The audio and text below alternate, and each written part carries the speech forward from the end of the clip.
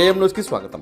నంద్యాల జిల్లా ఆలగడ్డ పట్టణంలో దివంగత మహానేత స్వర్గీయ నందమూరి తారక రామారావు 28వ వర్ధంతి సందర్భంగా ఆలగడ్డలోని తెలుగుదేశం పార్టీ కార్యాలయంలో మాజీ మంత్రి భూమా అఖిలప్రియ ఆధ్వర్యంలో టీడీపీ నాయకులు కార్యకర్తలు దివంగత ఎన్టీ రామారావు చిత్రపటానికి పూలమాలలు వేసి నివాళులర్పించారు.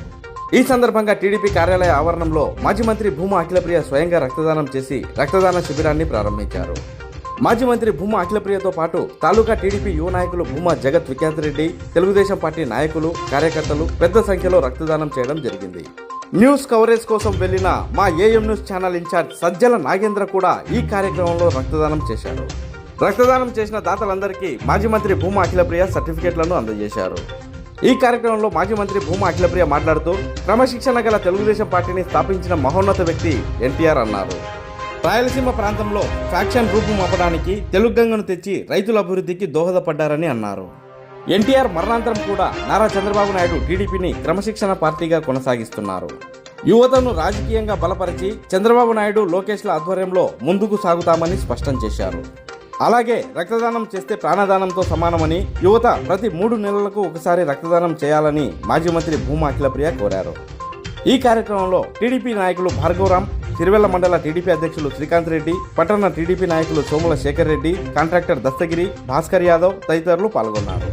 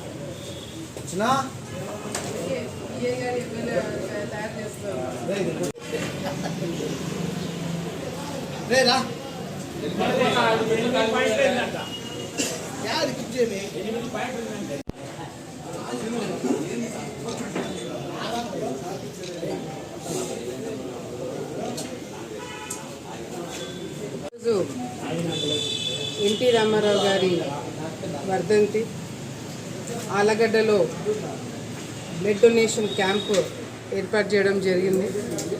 అదేవిధంగా అనాథాశ్రమంలో కూడా దాదాపుగా పిల్లలందరికీ కూడా భోజనాలు కూడా ఏర్పాట్లు చేయడం జరిగింది.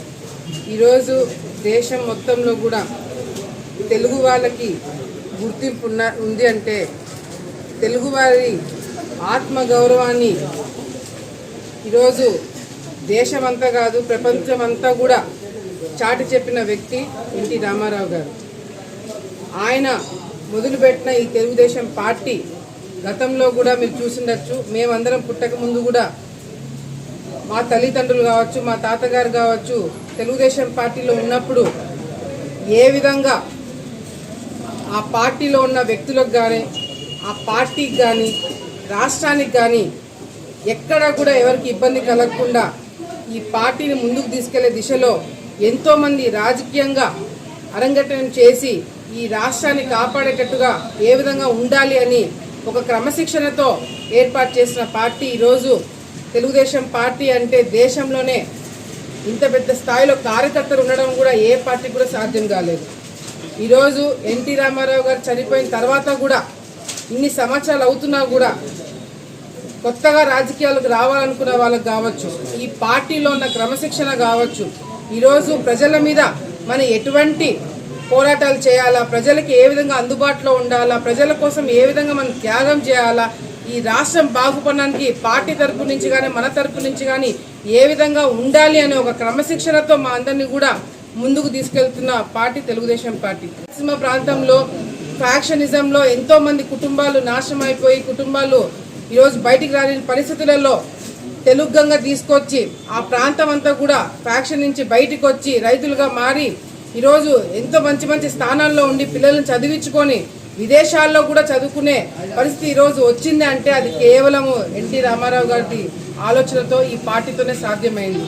వచ్చే తరాలు కూడా గుర్తుపెట్టుకునేటట్టుగా కూడా చంద్రబాబు నాయుడు గారు కావచ్చు, లోకేష్ అన్న గారు కావచ్చు, తెలుగుదేశం పార్టీలో ఉన్న కార్యకర్తలు కావచ్చు, వాళ్ళందరూ కూడా వచ్చే తరాలు వాళ్ళు కూడా ఎన్టీ రామారావు గారి గొప్పతనాన్ని గుర్తుపెట్టుకునేటట్టుగా కూడా ఈ కార్యక్రమాలన్నీ కూడా ముందుకు తీసుకెళ్లే దిశలో ఇంకా రాజకీయాల్లోకి యువత రావాలనుకున్న వాళ్ళకి కావచ్చు, ఇటువంటి కార్యక్రమాల్లో పార్టిసిపేట్ చేసి ఆయన గొప్పతనము ఇంకా 10 మందికి చెప్పి ఈ పార్టీని ఇంకా ముందుకు తీసుకెళ్లే దిశలో మేమందరం కూడా కృషి చేస్తామని ఈ సందర్భంగా తెలియజేసుకుంటూ మరొకసారి ఈ రాష్ట్రం ఇంతవరకు బాగుపడిందన్న, ఈ రాష్ట్రంలో అభివృద్ధి కార్యక్రమాలు జరిగినాయన్న, అది ఉమ్మడి రాష్ట్రంలో కేవలం తెలుగుదేశం పార్టీ వల్లనే సాధ్యమైంది.